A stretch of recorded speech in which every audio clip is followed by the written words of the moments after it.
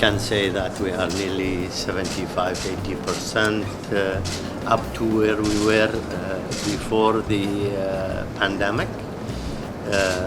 And I hope that by the end of the year we can go up to 100%, if the rest of the world is open.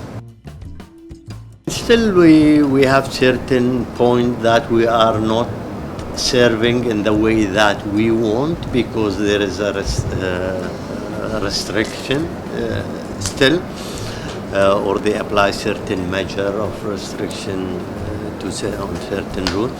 But I hope that till by the end of the year most of that restriction will be over.